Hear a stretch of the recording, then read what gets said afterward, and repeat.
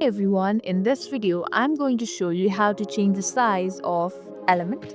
So it's quite simple and it's only going to take few seconds. Yeah, it's that simple and quick.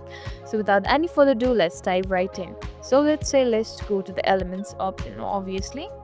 And let's choose this heart over here. You can choose any of the elements. It's the same thing. So you want to change the size of this element, right? So in order to change size, simply you can go to the top section and expand it if you want it bigger. If you want it more smaller, you can simply, yeah, pinch it down. You can also broaden it by pulling up the sideways part, or even like horizontally or vertically as well.